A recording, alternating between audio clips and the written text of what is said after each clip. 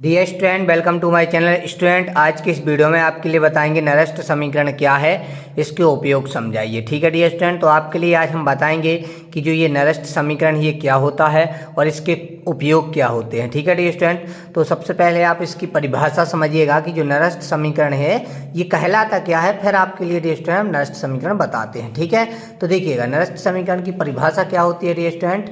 तो नरस्त समीकरण कहलाता क्या है ये समझिएगा। किसी आयन के कारण झिल्ली के अंदर व बाहर के बीच विभवांतर ज्ञात करने के लिए वैज्ञानिक नरस्त ने एक समीकरण प्रतिपादित किया था जिसे नरस्त समीकरण कहते हैं। ठीक है डियर स्टूडेंट, आपसे पूछा जाएगा कि नरस्त समीकरण क्या है, तो आपको सबसे पहले यही बताना है कि किसी आयन के कारण झिल्ली के अंदर व बाहर, मतलब कोई झिल्ली है उसके अंदर व बाहर के बीच जितना भी विभवांतर है ना, उसको ज्ञात करने के लिए एक समीकरण प्रतिपादित किया था वैज्ञानिक नरस्त ने। उन्हीं के आधार पर ये समीकरण का नाम नरस्त समीकरण रखा गया है। ठीक है, अर्थात आप क्या कहोगे कि किसी आयन के कारण झिल्ली के अंदर व बाहर के बीच विभवांतर ज्ञात करने के लिए वैज्ञानिक नरस्त ने एक समीकरण प्रतिपादित किया था जिसे नरस्त समीकरण कहते हैं। ठीक है, अब आप समझिएगा डियर स्टूडेंट नरस्त समीकरण कहलाता क्या है। तो डियर स्टूडेंट, आप क्या बताओगे कि नरस्त समीकरण होता है ई बराबर capital R T upon small n F into log e into x out बटे एक्स एन। आउट मतलब डियर बाहर, मतलब झिल्ली के अंदर व बाहर का हमें विभवांतर ज्ञात करना है ना, तो आउट मतलब बाहर, तो एक्स आउट बटे एक्स एन। ठीक है, तो ये ई बराबर क्या हो जाएगा आर टी है ना upon n F into log e है ना एक्स आउट बटे एक्स एन। ठीक, उसके बाद आपको क्या करना है, इस लॉग ई को है ना कि इसका आधार चेंज करना है। तो आपको यदि यहाँ पे 10 करना है तो आपके लिए 2.3 है ना 3026 से क्या करना पड़ता है, मल्टीप्लिकेशन करना पड़ता है। तो इसमें मल्टीप्लिकेशन कर देंगे है ना, और ये आर टी का आर टी रहेगा इंटू लॉग ई की जगह आप 10 हो जाएंगे एक्स आउट बटे एक्स एन है ना, और ये एन एफ का एन एफ रहेगा। ठीक है, तो ये जो नरस्त समीकरण आपका ये फाइनली बन गया है, ये आपका क्या बन गया डी स्टूडेंट, ई इक्वल 2.3026 वटे आपका ये एन एफ है, और उसके बाद इंटू में आपका आर टी है ना, और ये आपका लॉग 10 के फॉर्म में हो गया, मतलब बेस इसका चेंज हो गया है, और आपका एक्स आउट वटे क्या है आपका एक्स एन है। ठीक है ना, ये आपका नरस्त समीकरण बन गया है। तो सबसे पहले आपको परिभाषा बताना है और इतना लिखना है, उसके बाद आपको बताना है कि एन क्या है, एफ क्या है, आर क्या है ना, ये सब चीज़ें आपको बता देना है। तो डी स्टूडेंट जो आर है, आर यहाँ पे सार्वत्रिक नियतांक है। ठीक है ना, जो आर का मान होता है डी स्टूडेंट ये होता है 8.314 जूल है ना प्रति मूल केल्विन होता है। ठीक है, और जो कैपिटल टी है ना ये परमताप है ना, जो कि यहाँ पे हम 300 केल्विन लेंगे, और जो स्मॉल एन है ये आयनों की संयोजकता है डी स्टूडेंट, और जो कैपिटल एफ है ये फैराडे की संख्या है जो कि 96,500 कूलाम होता है। आपसे कभी भी पूछ सकता है कि एक फैराडे बराबर क्या है, तो ध्यान रखिएगा। तो डी स्टूडेंट अभी बता दिया कि आपके लिए एफ क्या लेना है, यहाँ पे फैराडे कितना लेना है डी स्टूडेंट, फैराडे की संख्या आपके लिए 96,500 कूलाम रखना है। उसके बाद देखिएगा एक्स जो आउट है यानी कोशिका के बाहर आयन की सांद्रता है, और जो आपके लिए एक्स एन है यानी कोशिका के अंदर के आयन की सांद्रता है। ठीक है ना, तो ये हमने संपूर्ण वैल्यू आपके लिए बता दी है डी स्टूडेंट क्या क्या है ना, तो ये आप इनका अच्छे से स्क्रीनशॉट लीजिएगा डी स्टूडेंट। अब हम आगे चलते हैं और इसके लिए ये जो इक्वेशन अभी हमने आपके लिए बनाया है इसमें हम वैल्यू पुट कर देते हैं है ना, आर की, टी की, एन की और एफ की। ठीक है, तो चलिए डी स्टूडेंट अब हम इसकी वैल्यू पुट करते हैं। ठीक है, पुट करने से पहले ध्यान रखो इसको आप समीकरण 1 बना लोगे तो अच्छा रहेगा।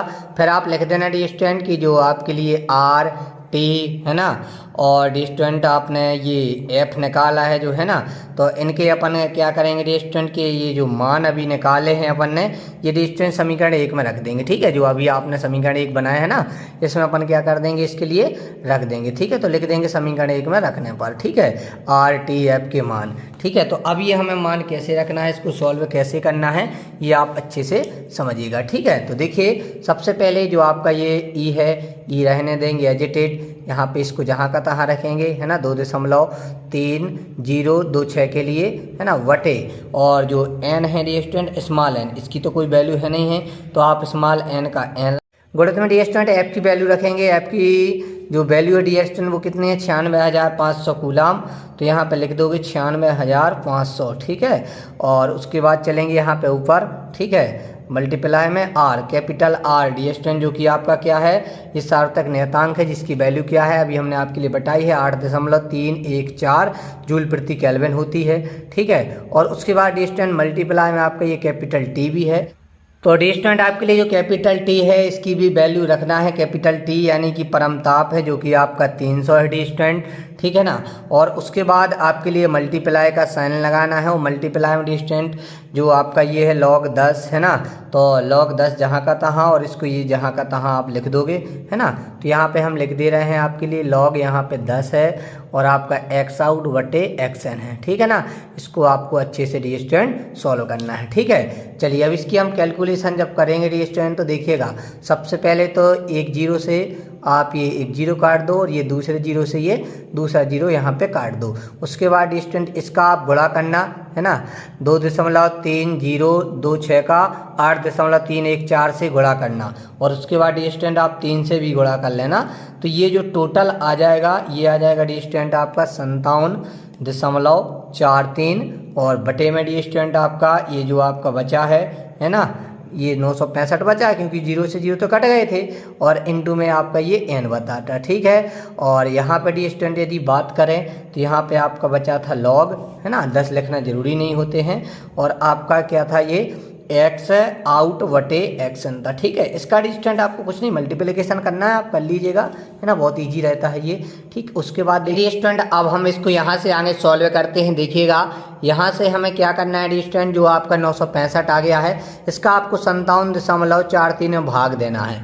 तो डी स्टूडेंट जैसे ही आप इसके लिए भाग दोगे तो ये आपका उत्तर आ जाएगा 0.0595, ठीक है डी स्टूडेंट। ये आपका यहाँ तक आंसर आ जाएगा, और इनटू में आपका ये था log, और उसके बाद आपका x आउट बटे xn था, ठीक है। तो इसको आप वेजिटेड रहने दो, और डी स्टूडेंट आपका जो बटे में अब ओनली क्या बचा है यहाँ पे n बचा, क्योंकि आप 965 से तो भाग दे दिया।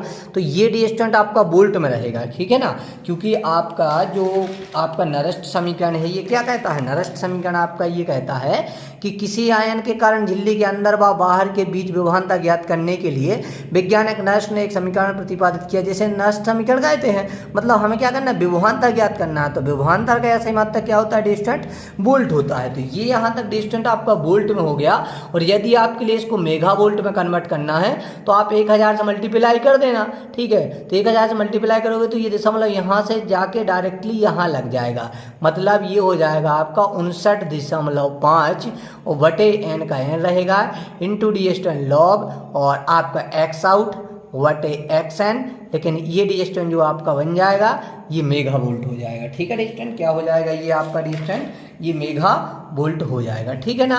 तो ये आपका अभिष्ट नरस्त समीकरण है, आप लिख दोगे यही अभिष्ट नरस्त समीकरण है। तो डी स्टूडेंट हमने कुछ नहीं किया इस नरस्त समीकरण में, सर्वप्रथम आपको क्या करना था, जो आपका नरस्त समीकरण था इसको आपको समीकरण 1 बनाना था, और आर टी एफ के मान रखना था डी स्टूडेंट। और सबके आप जैसे ही आप मान रखोगे आपको ध्यान रखना है, कैपिटल आर का मान 8.314 रखा हमने, और टी का मान डी स्टूडेंट हमने परमताप 300 लगा रखा है ना, क्योंकि जो आर है वो एक नियतांक है जिसका मान क्या हुआ था 8.314, कैपिटल टी परमताप था जिसका मान 300 केल्विन रखा हमने, और डी स्टूडेंट जो फेराडे था, फेराडे हमने यहाँ पे 9000 है ना, 96,500 कूलम रखे थे।